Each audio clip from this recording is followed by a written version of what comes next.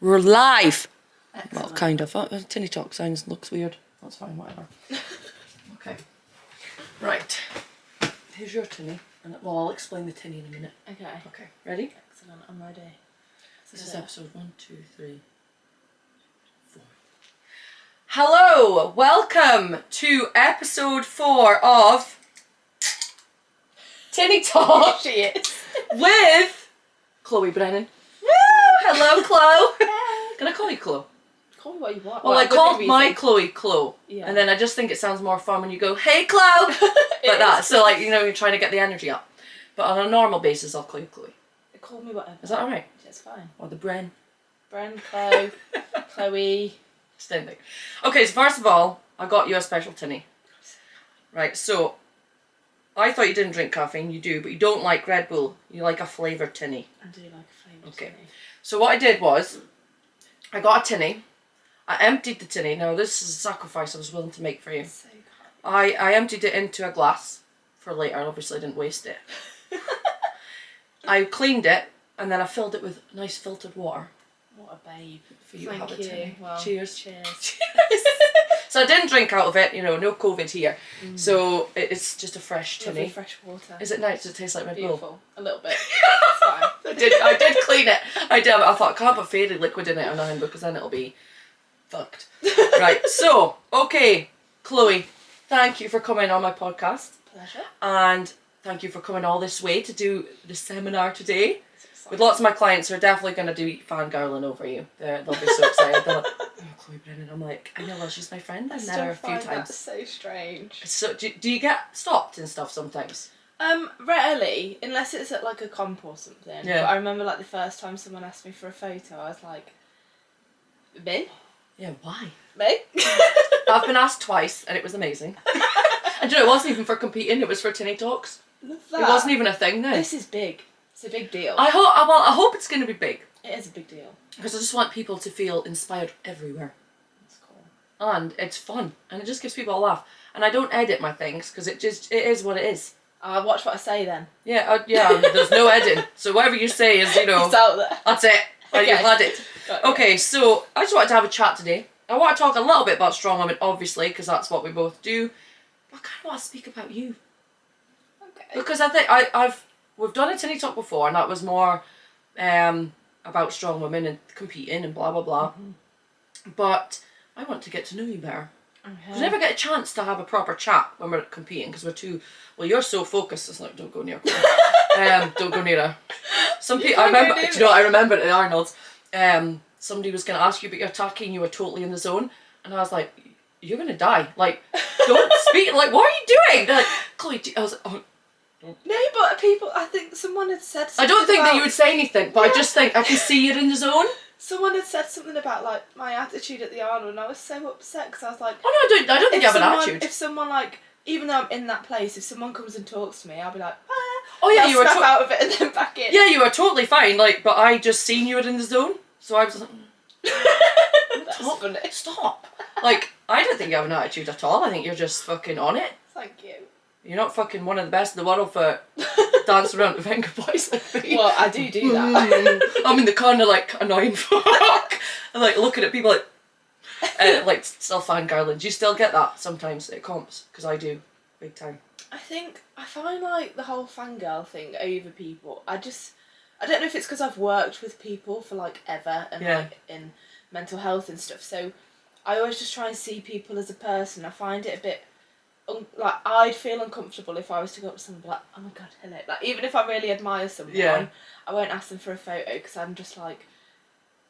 Yeah, well, I didn't do that at the Arnold's. If I'd seen them out with the competition, if I wasn't competing alongside them, obviously I would go and ask them for a photo because I'd be like, I really want a photo.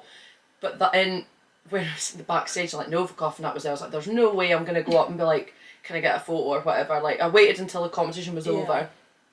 But it was hard. I was like, I remember my first Arnold in the US in 2020, and it was like the first time I'd been around those kinds of people, and I was like, we had our little British corner over here, and then like you've got Thor just walking past, Martine's just chilling, Novikov's like set up with Olga like right next to us, and I was just like, Matt, we're competing in the same. You see these people.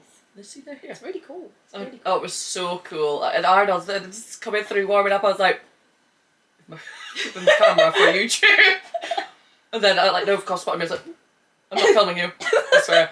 But everyone's so nice. Like, especially Mitch Hooper. He just came right over and was like, do you need a hand with your deadlift suit? So I mean, I'm trying to get my big fat ass in this deadlift suit. And I was like, yes, please. He just went, boop. And I was like, boop. I was like, thank you. Walked away, but I was just like, don't speak to him, just smile, hiya. But like, pretend it'd be totally cool. But inside I was like, oh my god, freaking out. It was amazing. I loved it. And I'm still like that to this day. Every time I see the Stoltmans, I just shit myself. Never change. Oh, I love it. I just love them. And I know they think I'm weirdos and stalker, and I am a little bit, but I just love you guys. I love you guys. I love the Stoltmans. Anyone that's inspired, and I just love it. It wouldn't even have to be somebody famous to be honest. If I had spoke to somebody and they'd inspired me, regardless of who they were, if I went to meet them, I would get butterflies because I'd be so excited. I'm like, yeah. Oh my god, we're doing that. Anyway, that's just a little bit weirdo about me. Okay, so strong woman first. Let's get that out of the way. What's happening this year? What competitions? What you doing? Let us know. This year's a bit different, actually. So, I have seen a few bits. Yeah, so previously I've just been doing everything, grabbing all the opportunities, doing all the things, and it's been so much fun. And then last year, after the Arnold in the US, I'd made the choice to step up a weight class. So I went up into the 73s, had a really good start, so I won the UKNS, won the Arnold Pro. Yeah. Went over to Worlds. I think I came like 14th. I was really disappointed with my performance there. Okay. That knocked me a little bit. Then I went on to win Clash in the UK. Yeah. And I was just like, do you know what? I'm burnt out. Like, I'm not excited to compete. Yeah.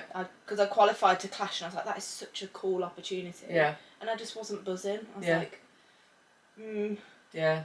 So I was like, okay, we need to switch this up a little bit. Yeah, change it up and get you excited again. Yeah, and there's nothing worse. I've done bits of Olympic lifting for like years on and off, but never properly trained it. And I was like, do you know what? I've said I'm going to do a comp for so long. Why don't I just focus on that for a bit? Like, take a break from strongwoman and do that. And smash that as well. Yeah, so I'm doing that, and then I've got the UKNS finals in June. Yep. What if the Arnold Pro UK thing happens again? I'm gonna do that. Yeah. And maybe Worlds later on I'm gonna get back into it in June, but I'm not sure. Yeah. What that's gonna look like yet. I think I'm just gonna go with the flow, but I love that. I've made the right choice because I was like, I got asked about the Eliminator for UKs. Yeah. Got that invite. Obviously the Clash, and I thought when I saw everyone's invites, I'd be like, FOMO. But I wasn't. Yeah. I was totally chilling at peace with it, and I love training at the moment, and I'm starting to miss competing, so I'm like, that's what you need. That's what I need. I was the same last year. Like, I qualified to do the finals for the UKNS. But I'm so busy. I was like, I just can't do it all, and I was getting to that point before I'd even done anything. So I decided not to do that, and like the route I wanted to go down was Scottish, Britons, and then the Arnolds, which is exactly what I got. And so this year I'm the same. I'm like totally limiting. Everyone's like, oh, you should do this, you should do that. I'm like, I don't want to do that. Like I'm like, I like the pathway that I did last year. Hopefully that's the same this year. And like, even like Worlds last year, I could have went, no problem. I could have went. I just didn't want to. And see, when everyone was posting up, I did think, I was like, I'm going to be completely fucking freaking out, thinking, why did you not just go? Yeah. I wasn't. Didn't care. It. I did not care. I was just like, oh, I loved watching everybody else, and I was like, that's amazing, but just wasn't for me last year. That's wasn't it. for me. You might have another year where you. And everyone's like, oh, it's stupid, it's the Worlds. I'm like, it just wasn't for me. I'm like, what? Go all the way over there, all that money, and not be feeling it? Nah, no thanks. I waited years until I did my first Worlds because I was like, I'm just not ready for it. I don't want to. Well, I want to be. I think I would do well, but I want to go and be like, I know I've got a chance here to do very well. Yeah. Not just be okay. Yeah. So I was just like, nah. And I think, in my opinion, there was a lot of people that went that I don't think were ready to go, and that's fine if that's up to them. But that's just not what I would want. Yeah. But I want to go and stand out. Yeah. And folk be like, regardless where I come, but be enough energy and enough, good enough for folk to be like, oh, I'll remember her. Yeah. I mean, they'd probably remember me anyway, to be fair, but yeah. I mean, you're not forgettable. For my performance rather than my personality. You know what I mean? I get it. So, okay, so Stoltmans. Sponsored by the Stoltmans now. Yeah. That's working with them. Yeah. That's amazing. I remember we briefly spoke about it at the Arnolds. Yeah. And you felt like a bit of imposter syndrome to start with, you said. Yeah. Feeling okay now? Yeah. Yeah. I think so. I go in kind of flits of... Because I met them when I did the Rogue record, the Arnold, in the March. And then Luke just messaged me one day out the blue, like, what are you doing? Like, do you want to work together? And I was amazing. Like, Matt, what's going on? Is this a real message? Yeah, but so they're so nice, and it just feels like part of my life now. It's just so good. So what is it you do? What is it you doing with them? Is it just like filming? What is it? So they just want to support the sport and grow the sport. Okay. So they pay me a wage each month. Oh, amazing! That's fantastic. Yeah. Which allows me to just have a bit more freedom, and yeah. like obviously, means I could have like a couple less clients if I needed to, because I've got that income and I can focus more on training and competing. And they don't ask for very much in return, which is because there's so many brands that will pay you a bit of money and expect you to like sell your soul. Yeah. And they really don't. They are fantastic, and they genuinely care. They want to see the sport grow. Yeah. Oh, they definitely do. Yeah. That's why I love them so much, because they are so passionate about not passionate about them winning, just about the sport itself, and like they want it to be bigger and better. Yeah, and I love that. I love that. Yeah, it was at that time I had a few, like girl had just offered to like financially sponsor me as well. Yeah. And it was all just a bit like, what have I done to deserve this? Because it was before the Arnold Pro as well. Yeah. So the only thing I'd really done was the Tinny record. And hardly. like, that's what you think. That's how I felt. Yeah. So yeah, it was a bit like, there's all these people in the world that are phenomenal athletes, all these people that have beaten me over and over again. Why am I the one getting these things come to me? And I still get those moments where I'm like, ugh, but I think I just need to be grateful. Like, these things aren't around forever. Just accept that you're awesome. The thing is like, I've only done the Disney stuff. Well, not really. You've worked your ass off. You've competed everywhere. You've put in the work. You've been completely honest on your Instagram, and you've not been like, oh, look at all this wins. You put in your fails. Like, you're, nice to people. You inspire people. You encourage people. That's what people want. Oh, you're making my head grow here. But it's true. But like, people think it's just about the winners. It's not. It's about, because you could be a winner and can be a complete cunt. It's true. Nobody likes a cunt. No, they don't. So you could be a winner, but nobody wants to work with you because you're an arsehole. And you're full of yourself. But, you are not like that at all. Like, you are an amazing athlete, but you're always there to support anybody and help anybody at comps, and, always speaking and getting involved. Like, you're not just sitting in a corner like, don't talk to me because I'm a winner. No. Fuck off. I love it, and I love seeing people like that. People. And it's like such a cool community as well. Like, how can you not talk to people? Oh, exactly. But you do get some people in some sports, not so much strongman, not really seen it myself, but you do get a lot of people in sports that just are just for themselves. Yeah. Well, you're one of the people that's definitely not like that. So that's why you've been picked. Girl, come on. Okay, so I wanted to dig a bit deep today. I do Tinny Talk for mindset, mental health, helping people, inspire people. I want to speak about, I'll ease you in. Okay. So obviously you just spoke a bit about the imposter syndrome, and how you sometimes don't feel maybe good enough for the opportunities that you're getting. What mindset struggles have you had in your career competing? And what did you do before strongman? Because you've been an athlete your whole life. That's it. I knew it was something. And so I want to talk about mindset with competing, like struggles, how you got over it, and then we're going to dig a bit deeper. Start with easing. Yeah, that's a nice easy one. That's an easy still one. linked to the sport, so it's easy. Yeah, so it's easy. About. Yeah. I think the pressure in the early days when I started competing was really difficult. Yeah. So my first year doing the pathway, so like the regionals, England's, Brits, that route. So I won the Midlands qualifier. Yeah. I then came second at England's Strongest Woman, and I came third at Britain's Strongest Woman in my first year. Wow. Which obviously I was like buzzing. I'm it's like, amazing. This sport is for me. I can keep going with this. But the following year, when I was training for whatever comp it was, I just felt like the weight of the world on my shoulders, and I felt so much pressure that if something didn't go right, I would get so worked up. I remember being in the gym at like 10 o'clock at night just crying because nothing was going. Of course it's not going right. It's 10 o'clock at night. I've just done a full like 12 hours at placement. I was a student nurse at the time. Like, of course it's not going right, but at that time... You don't think about that though, do you? No, and I felt like because I'd podiumed at these big competitions in my first year, you just do better. Everyone expected me to do it again, and if I didn't, I would have been a failure. Yeah. And that was really tough. Yeah.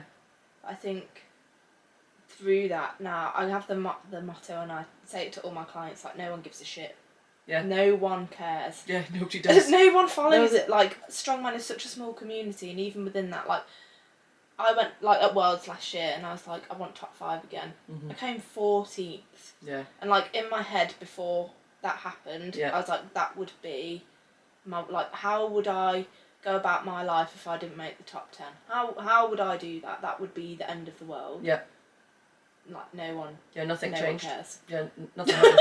You didn't die. No, nothing I'm bad fine. happened. Is that? Gosh. Did you see that? No. What was that? Monkeys. I'm like, no, when you have a snap bubble. There's no editing. We're gonna zoom that. You're all gonna we see might me. we might zoom in on that though. That's so funny. But yeah, I didn't die. And I was like, because I've got some really cool sponsors, and I was like, oh my god, they're gonna think I'm really awful. Yeah. They've just renewed the contracts, like. Yeah, nobody cares. No one cares. That's what I mean. It's not just about the winning; it's about the person. And the pressure's not from everybody else. It's from our. Well, in my experience, it was from myself. It was my self-perceived pressure, thinking that other people cared. Oh, definitely. I mean, I'm like that with my business. Yeah. Like, I remember for a long time, if anything was late, if something came up with the kids and like a couple of check-ins were late, I would freak out. Yeah. And then I would one day was like, right, just post up like, I'm really sorry guys, but I'm not gonna be. And everyone's like, listen, we don't actually care as long as we hear from you. It doesn't really matter when it is. I was like, oh. Yeah. Well, turns out you still care. And I'd spent like probably years doing like sitting up till stupid o'clock in the morning doing check-ins back, because the kids had been ill through the day. Yeah. Thinking my clients were gonna leave me because I hadn't fucking responded to them. Why you could just say like, okay, guys, kids are ill. I'll check in with you on Monday. Yeah. And everyone's like, yeah, it's fine, we don't care. Oh. It's funny that. It's because we hold ourselves to such high standards. Yeah, which is a good thing. Yeah. But at the same time, like, sometimes we do need to look at the bigger picture. Like you said, okay, yeah, it was 10 o'clock at night. You'd been 12 hours placement. Like, we're gonna... It's the same when people compare themselves to other people. So, for example, there'll be a lot of people out there that are comparing themselves to you. Oh, well, Chloe can do this, and Chloe... Which they will, because they look up to you. And it's not a bad thing, because it's good if it drives them. But if it pulls them back, it's fine. But it's like, let's look at the bigger picture, right? If you're going to compare, let's compare everything. Yeah. So, what are you doing for work? What's Chloe doing for work? Like, Where are you training? Who's your coach? Yeah, you've got everything. And even within that, like, so we don't know most of these people. We're comparing what we see on social media. Yeah, exactly. And even though obviously there's my YouTube, like, people see a lot more into my life than you might do with other people's lives. I put everything on there. Like, they don't know everything that's going on, and when they think, oh, Chloe's having the best time and has a perfect life, like, that's not the case all the time. Definitely not. No, so I think we need to be really careful when we... Yeah, that's the reason why I started this, is because I was sick of going on, torturing myself. Yeah. Being like, oh, well, it's, they're fine and blah, blah, and then realising actually people are not fine. And I was like, I'm just going to start posting up shit and be like, this is what it's actually like. Like, this is normal. Like, some days I'm high and other days I'm crying and, can't even speak properly on, my Tinny talks, and then the next day I'm doing it again and I'm totally fine. It's like, we're all the same, guys. We're all a bit crazy. Yeah. Life is shit sometimes, life is good sometimes. It's quite normal. So, again, if you're going to compare, just compare everything. Yeah. The whole situation. But yeah, that's a lot of pressure to put on yourself. I suppose, I felt the same because my first year, although I didn't do as good as what you did in your first year. You've done the comparison thing. No, but I'm not comparing. I'm not comparing. I'm just saying. Yeah. Like, I wasn't at a high level, but I was at Scotland's, and then I came fourth, which was fine. I wanted top 3, but I was fine with that. And But then 3 weeks before, got an invitation to Brits, and I was like, why are they asking me? Oh, because you came fourth. And I was like, oh, well, maybe I shouldn't go. And then freaking out, and then I was like, if I go and I don't lift the weights, then everyone's going to be like, well, why is she here? And even still, probably at the Arnold's, I was there, and I was like, God, look at all these people here, and all you guys are quite high level. And I was like, what am I doing here? And then once I competed and came second on the farmers after Donamore, just put it out there, that was really I was like, I fucking do deserve to be here, actually. I just came second behind Donamore on farmers. You did. I didn't do great on everything else, but I was like, I don't take that. You deserve to and be I there. fucking deserve it. You did. See, when I was there, I was telling Todd this the other day. I couldn't do the dumbbell, right? I knew I wasn't going to get it, right? Because my shoulder mobility's been shocking. It's my own fault, guys. Stretch, okay? Don't underestimate the power of mobility work. Mm-hmm. I don't do it, right? Do it. I know. I've started, but then I forget. And I hate it. It's fucking sore. I hate it. Anyway, I knew I wasn't going to get a dumbbell because this shoulder's absolutely fucked. It's just like, there's no mobility in it. I came off stage and I was hysterically crying. This is telling this story again. And Dan came over and he's like, it's fine. I'm like, it's not fine. And he's like, yes it is, it's fine. I'm like, God, it's so embarrassing. And he's like, it's not, you don't need to be embarrassed. I was like, I paid for you. And he's like, what do you mean? And I was like, well, you train World's Strongest Man and then you train me, can't even lift the dumbbell. And he's like, did you just compare yourself to Tom Stone? And I was like, yes. He's like, fuck off. And he just walked away. Then he told Jenny Todd the rest of the day just to tell me shut the fuck up. And she did. I was like, that's exactly what I did. I came off and I compared myself to 2 times World's Strongest Man, Tom Saltman, because I couldn't press the dumbbell. Yes, Nicola, one day you'll be able to press as much as Tom. No, I don't think so. But but that's exactly what happens, and you put so much pressure on yourself that your mind is powerful, and you can go to the extreme of, if you don't get your shit together, comparing yourself to somebody that you're never ever going to. I'm never going to be as strong as Tom.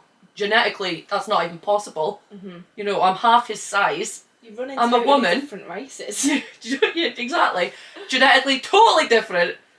But because I was put so much pressure on myself for that one lift, because I was next to Donna as well, I was like, my brain was irrational and was like, oh well, you're not as good as 2 times World's Strongest Man, Tom Sullivan. No, well, obviously not. Of course you're not. You're not going to be as strong as Tom ever. So don't compare. Yeah. Unless you are at a point where you can look at somebody, not so much compare, but them inspire you. You could be like, oh, they're doing that, I want to do that. Mm-hmm. That's kind of comparing, but that's more being inspired. But comparing can be bad. Mm-hmm. All my girls did that for a start, and I was like, stop watching people on Instagram. You're banned. Yeah. Stop it. And then now they don't, so it's fine, but it is a lot of pressure. Mm-hmm. It is a lot of pressure. How did you overcome that then? Like, how did you, when you were starting to put all that pressure on yourself, how did you kind of snap out of it? Remembering why I do it. I never started this sport to win stuff. Yeah. I never started this sport to become well known or any of the kind of results that have come from it. I didn't start it for that. I started it because I enjoyed it, because I loved it, because it helped me relieve my stress and it made me happy. Yeah. And when I realised it wasn't doing those things, I was like, sort your shit out now. Yeah. And it was literally that. No one gives a shit. That's what clicked for me. And if I ever find myself going back into that place, because it happens. Yeah. It happened for Worlds last year, and then afterwards I was like, oh, knob, why'd you do that? Yeah. Yeah. It was just a case of go and enjoy it. And I remember that qualifier that year, and I was like, don't get anyone to film your lifts. Don't do anything. Don't focus on anyone else. Just go, enjoy it, and don't think about anything. Because that's another thing we do. Like at comps, like, can you just film this? Can you just... And it's nice. It's nice to have the record, but it makes us overthink it. Yeah. I was like, just be in the moment, go, and do what you do. And it was one of the best comps I ever had. Yeah. I think I got like one video sent to it, someone took me, and I was like, oh, that's nice. Yeah. But I just remember that as being a really fun day, and I was like, this is why I do it. Yeah. That's amazing. Yeah, and that kind of... Folk do forget that. They are so focused on the end goal. Yeah. That they don't enjoy the journey. Mm-hmm. So like a lot of people have asked me, like, oh, are you getting a lot of traction through your social media with the podcast because you did it with Paul Mort and that? And I'm like, Well, not really, no. I'm not really fussed, because I'm doing this because I think it's fun, and I love talking, and I like speaking to people, and it's a way to meet new people and to inspire me to be better again, which is always good. Inspire my clients, you know. So I'm like, no, I don't really care whether this... I would love this to, you know, go worldwide, but not for the reasons that people think. It's more so I can help other people, inspire other people the way I feel inspired when I do them. But I don't really care if I don't get any money from it, or... Well, I didn't start it for that. I started it because I love it. Yeah. But if I focused on numbers and views and plays, which, by the way, I don't even know how to see that information, which is quite good, so I don't really care. I would forget about why I'm doing it, and I would get upset. Same with followers, when people try and get followers, and they're like, "I've lost a follower." Like, how do you even know you've lost a follower? Like, what does it matter? Like, who cares? Yeah. It's like, just focus on enjoying yourself, because it's the same. Do you not feel? I feel like this anyway. When you win a comp, it's just like, so this is the trophy. Like, oh, that. That's what I feel. I just, if I get a trophy, I'm like, after it, oh, it's amazing. I'm like, oh, well, I got a trophy. But literally an hour later, I'm like, what's next? Yeah. Because this doesn't matter anymore. And the next day, nobody cares. Yeah.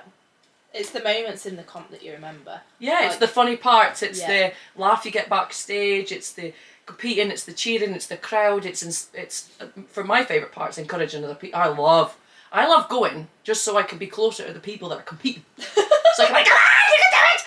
I love that. That's my favourite part. Just a mole, like. Oh, I love it. Like, that's why I'm like, even if I don't qualify, I'm just going to annoy somebody so I can help.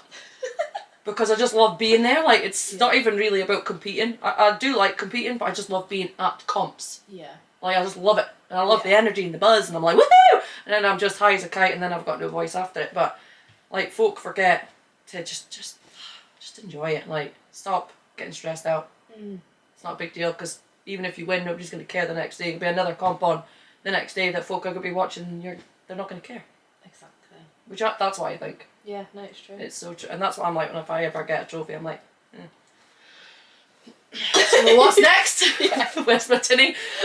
So that's what I think. But yeah, I think you're right. So if anyone's stressing out, put pressure on yourself, just have a bit of fun.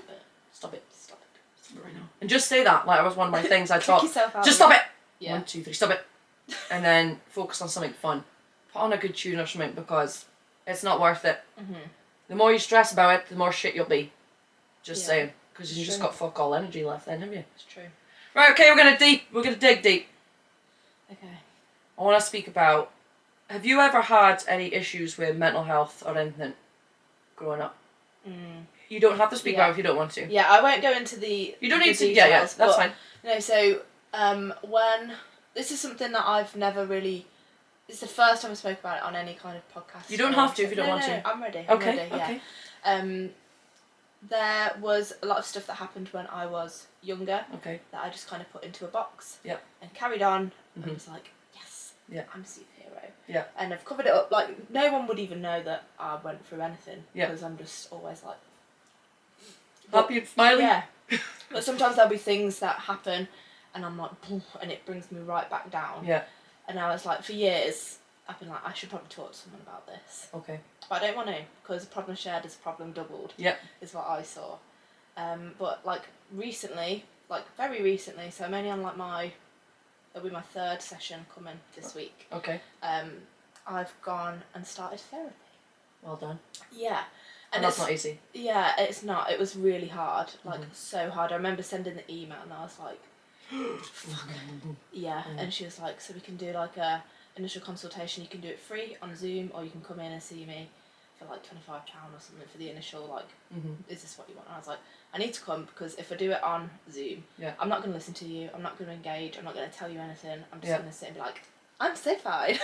I'm so fine right now? Yeah. So I went and did that, and yeah, I've been getting into that, and it's amazing how much I've covered up. Like, the person I am today is a lot because of those, like, she's been using the word traumas, which I'm like, that word you can't use lightly, and she's like, no, but it's applicable, Claire. I'm like, okay. She's like, these things have happened too. I'm like, okay. I know, it's accepting that accepting things as well. Yeah. It's very difficult, is it? Yeah, and a lot of my behaviour stems from the trauma that I experienced. Yeah. And that was really hard to accept because I've worked in mental health, I've helped people with mental health loads, but I've always been like, no, that's not me. But it is. Yeah. And it has affected me. And it does affect me. So yeah, that's a revelation. Wow. And my heart's like that now. Yeah. Talking about it because it's so uncomfortable for me because it's not Chloe Brennan. But I've created this, like, Chloe the strong woman. Yeah. And I go balls to the wall on everything. Yeah. I do something or I don't do it at all. Yeah. And we've kind of been talking and a lot of that seems to be to cover up. Because when I'm not doing anything or I'm not this big personality or this businesswoman or this athlete, I'm like, oh fuck. It's scary. Like, cause then I have to think about the Chloe that couldn't do all these amazing things because she was just there. Yeah. So yeah, that's deep. Yeah, but the fact that you've admitted that makes you even more of a powerful woman. Maybe. We'll see. Oh no, definitely. We'll see. It definitely does. Yeah. The hardest thing with mental health, the hardest thing for me was taking responsibility for taking back control of the things that were holding me back. Yeah. It's mental because, you know, it's no matter what, we have to have some responsibility in anything that happens to us, right? I'm not saying that anyone's at fault for what happened or that's not what I'm meaning. Yeah. What I'm meaning is if we have had something happen to us, trauma, if we don't take responsibility to get better, then that's on us. You know? Does that make sense? And that sounds brutal. And that's people probably think, fuck you, you know, something's really bad's happened to, you know, if this is somebody else thinking, something bad's happened to me and it was out of my control. I'm not saying that it's your fault that's happened. I'm saying if you continue to let that run your life, that is on you as an individual. You have to, and it's hard. Trust me, I know. And the only reason I know I can say this out loud and sound like a cunt is because I've done it. Yeah. You know, like I wouldn't say this if I hadn't experienced it myself. Yeah. But until I took control of what was happening in my brain, nothing was going to get better. No matter who I blamed, no matter what I said about somebody else and blah, that wasn't going to change anything. I had to get my shit together and I had to work through that, whatever way suited me to get there. Yeah, and I think it sounds very harsh and it kind of... Oh, it's definitely harsh. It puts that thing on like, oh my god, I need to do all this stuff. And doing that stuff on your own is really overwhelming. So I think, like, as someone who never asks for help with anything, but has recently asked for help, if you're in that position where you're like, all this stuff has happened and it's impacted me, and I need to sort it out, but I don't know how to sort it out. Yeah. Do a Google, like, look for people that can help you. Yeah, just ask. It's scary as shit. Yeah. So scary. And I walk into that room, this week I walked in, I was like, I'm better now. I was like, I didn't want to come today because I feel really happy this week. I'm all good. You fixed me. I came and I was like, I don't know if I need to carry on. And then 2 minutes later I was like, meltdown. I literally was in the room like, how do you do that? But it's like, don't be afraid to ask for help. And if you're in a position where you can afford like private therapy to help someone get you through that, do it. But if not, there's so many services out there. So if you go to your GP, you can get referred to IAPT, which do like talking therapies. There's loads of stuff online of just like web chats that are totally free that you can talk to people. Things like Samaritans if you're really having a bad day and you just need... And like I think people are like, I can't call Samaritans because I'm not suicidal. Doesn't matter. It could lead to that. So you know, if you're having a bad day and you're in a place where you're like, I don't know what to do. Yeah. Like if it's like something like you're in bed and you're like, I can't get up today, call them. Yeah. Go on one of those web chats. Yeah. Like it just takes a little shift from someone and you might be like, okay, I can brush my teeth today. Yeah. And that's massive. Or, that's huge. That's a win. Or I can go to work today. And exactly. And that's the thing. People, again, the pressure. Oh, you know, I have to do this and that. So I was speaking to Paul about this the other day, and we're speaking about why people feel, you know, when they get up and you're like, yes, that's it. I'm going to change my life. Today's the day. I'm changing my life because I did that about 10 million times. Today's the day. I remember one specific day. I'm just going to tell you so you can understand that I do know what you know how you feel. I got up one day, this was when I was really not in a good place. I was drinking a lot, drinking every single night. And, you know, our 2 kids, I was telling the kids, oh, we're going to have a movie night and go to bed at like 6:30, you know, because I just couldn't stay up any longer. I mean, that's horrific, and I know that's horrible for the kids. Lucky enough they were young and they just thought it was fun. And I don't really like speaking about that, but I will. And I used to say, well, movie night, because I just couldn't stay up anymore. I thought if I stay up any longer, I just can't do this. So I get to bed anyway. So I woke up next and I thought, it's no use. You know, this is weeks I've been like this. That's it. So I got up and I got dressed and I got all the kids ready and off we went to Aberdeen and had fun in Aberdeen. I was driving home and I was having a great time, and then snap, back straight into Asda, case of cider, home, smashed the case of cider, went to sleep. Because I just took on too much. I thought I was going to change the world in one day. I was like, yeah, I'm going to do this. And it's not like that. It's a case of if you get up and brush your teeth, good for you. Fuck you, yes, get it done. Small steps. Then the next day, right, today I'm going to wash my face and brush my fucking teeth. Yes! The next day you're going to have a shower and brush your teeth and wash your hair. Yeah. Do you know what I mean? Like, in folk, that Paul says it's not that they've done something wrong, they've just done too much. And they've just taken on too much and not prioritised properly and not just, you know, they've not got the tools to, I can't remember the words he said, but if you listen to my podcast, episode 2, it's on there. Paul says it a bit better than me, but they just did it, they approached the situation wrong. They weren't wrong. Yeah. And I think if you do need help, like you said, if you can't afford a private therapist, there is so many people. I mean, like Paul Moore, I love that guy.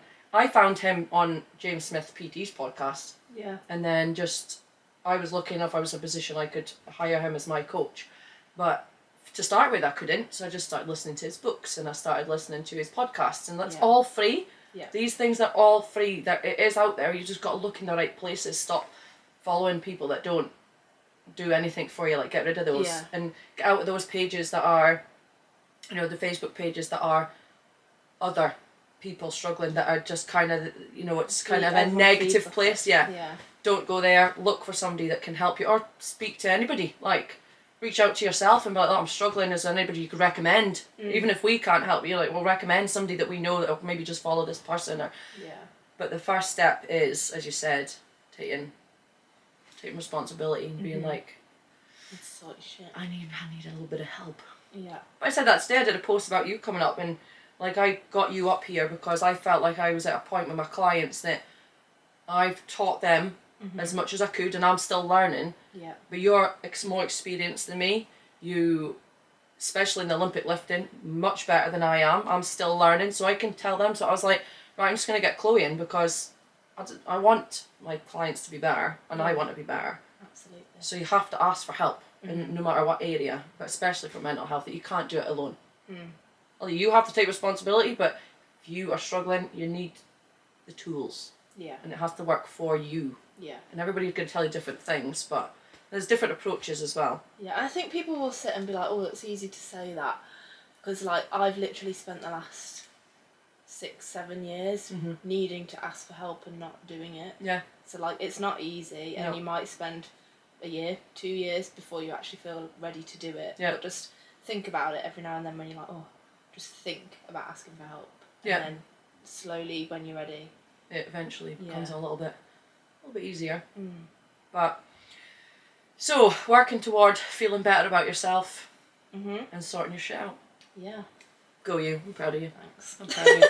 We won't go any more into it. I just wanted to, like you said at the start of the podcast. You don't see that on my Instagram. Exactly. You don't see all yet. that. And that's a prime example of, obviously you do share a lot of wins and fails and that on there, but everybody probably looks at you and sees, you know, sponsored by the Stoltmans and winning all these trophies, and like, oh, it's all right for Chloe, but you're struggling. My friend, like, one of my best friends, so I've known her since I was 4 years old, and she was at my house the day where I was going for that initial thing, and I was like, oh, I'm doing this later, and she was like, why? She's like, I literally had a thought yesterday, because she was feeling sad, and she went, I wish, like, why is Chloe always so happy? How does she do that? And she was like, it's really thrown me that you're doing that. And just goes to show, like, you really never know what's going on. You don't know. I mean, nobody knew when I was struggling. Nobody. I was such a good actress. I was going to say, I think we're both quite like, oh yeah, just on this front. Oh, it's so easy to hide if you've got a big personality, because God forbid you let anybody else see any other side to you. Because that's pressure as well, because you're like, well, I can't because people say it all the time, how would you stay so positive? I'm like, I'm definitely not. Go back and watch my Tinny talks where I'm having full meltdowns on camera and crying and see me chucking stuff in the gym and punching holes in walls. Like, that's how bad it was at one point. I was punching holes in walls in my house because I was just so angry. Like, but thank you for opening up about that, Chloe, because that's going to help a lot of people be like, oh, actually, I'm not the only one that's struggling. I hope so. I'm not the only one that's struggling to ask for help, and if Chloe can do it, so can I. Hopefully. Oh, they definitely will. You just become even more powerful by doing that. That's not even a joke. Getting a bit emotional thinking about it. Okay, we're going to move on. So the next thing, and probably the last thing I really wanted to talk about, actually, was the Tinny stones.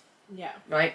I watch your video all the time, right? Just tell you, right? So if I'm not in the mood, or I'm feeling sad about my performance, I go back and I watch a video, right? Because how many times did you attempt it before you lifted them? I failed it twice. Yeah, you did 2 attempts. I thought you did. Okay, so you did the 2 attempts, and then you're like this. And you go, and you get it done, right? And every time I watch that, I'm like, yes! I'm going to do it now. I'm going to go and do my lift. I don't always get them, but still.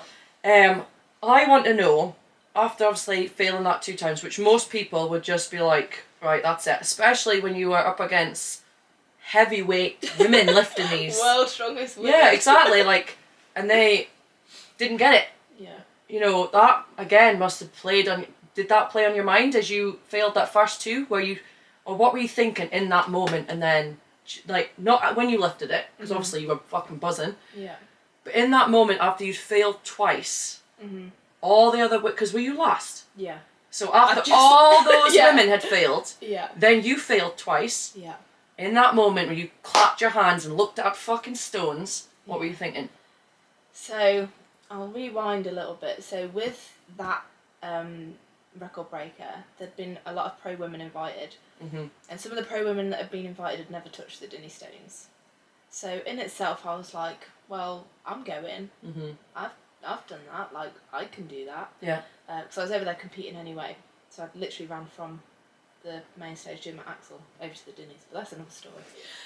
Crazy Yeah, woman. So I'd like seen all these invites going out, and I was getting massive FOMO because a few, like in the 2021 that I went to, the men had done that as a record break, and I was like, why don't they do that for women? Yeah. Like, why is that not a thing for women? So when it was the first year they'd done it for the women, I was like, right, how do I get little Bren on that stage? Like, how do I get there?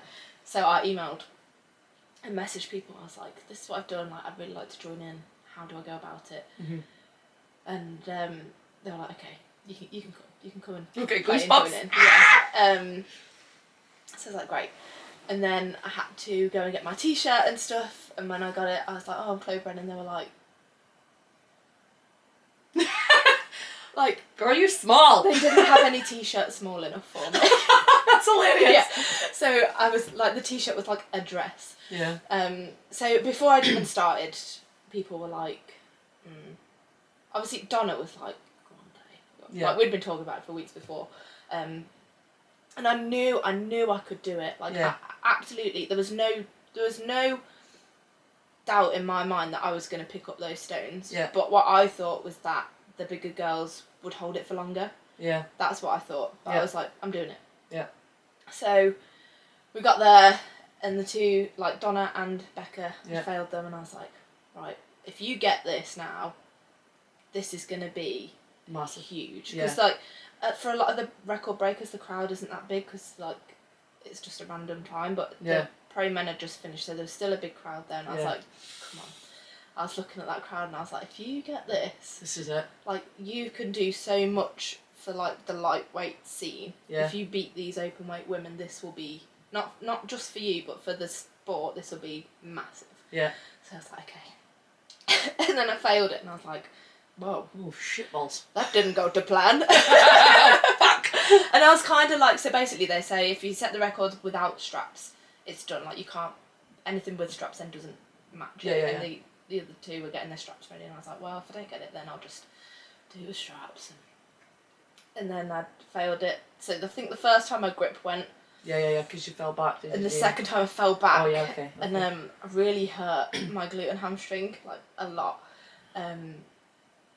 Again, another story, I won't go into it. Yeah. And then I went back, and I was about to give up. and Matt went to me, chalk your thumbs and go now, and I was like, fuck! Yeah, and so like he actually has a lot to do with that, because I had that little moment of self-doubt at that point where I was like, I failed twice now, and he was just like, go. Get it fucking done. I was like, okay. Look, I honestly I'm getting goosebumps because I just I love it. And I was just like, okay, there's a timer, so you only get a certain time to do it, and I could see it ticking down. And I was like, you do it now or you don't do it, or it's now or never. Yeah, and then it just kind of went blank, and I just did it. It was fucking cool. It was so cool. But even after that, I've been like really downplaying it, and like, oh no, I'm just known as the kilt girl, and like, oh, it's one lift, and it's not that impressive. It's not the real Dinny Stones, but it's still freaking 332 kilos. Oh, fuck off, Chloe. So come on, I'm getting there now. Now I'm like, I'll own it. It was cool. It was cool. That moment. And I always say to people, like, if you could, they're like, how did it feel? And I'm like, I can't tell you. But if you could get that feeling, put it in a bottle, sell it, I'd be the richest woman in the world. Yeah. Oh, I'm getting goosebumps just speaking about it because I love that. I loved. I just knew. See, when I was watching, and then I just watched you look at it, I was like, she's a way to fucking get this, and she's gonna fucking smash this. And if I got it the first time, I don't think it would have been such a moment. No, I think that it was the fact that it was the third attempt, and like you said, the clock was on, and I just knew. I was like, she's a way to fucking lift this. I was like, holy shit balls, and then you did, and then you dropped it, and you're like, can't look at it. Yes, I was like, oh my god. I didn't know I'd got it at first. My god, I felt like they hadn't come off the floor. That's why, like, on the video, you'll see me like... Yeah, looking like... I'm like... Yeah, because did it happen? Did it? Oh, yeah, I was like... Oh my god. Yeah, it was so good. Like, oh, just like amazing. I just absolutely loved that. And I watch that all the time because it's just like pure determination. It shows all your hard work. Shows your dedication. Like, for me, I see so much more than, like you said, don't the kilt girl lifted do one lift. No, that's so much more than that. That's just like, that's all your years of fucking graft into that one fucking lift. Like, that show, you could see it. It was cool. You could see it in your face. You're fucking gonna kick you bastards up. I love it. Oh, it was so good. That's what I just wanted to know. I've been wanting to ask that for ages because I did voice note you once. Like, by the way, I've just watched your video and now I'm going to do my lifts because I feel so inspired. But no, that's all I wanted to know was how you felt in that moment. There you go. It's amazing. Love that. So if you've not seen Chloe lift the Dinnies at the Arnold's, head over to YouTube. It's all over. It's all over YouTube. It is. I love it. And that's why I put that picture up today of you on my Instagram where you're like, yes! This is my favourite picture of you. I love it. Anyway, we'll wrap it up there. Chloe Brennan, the Chloe. Thank you so much, and happy Tinny Talk, and to the next time. Woohoo! Tinny Talk! Awesome! Thanks, Chloe. You're welcome. That was good. That was great. I didn't cry. You didn't?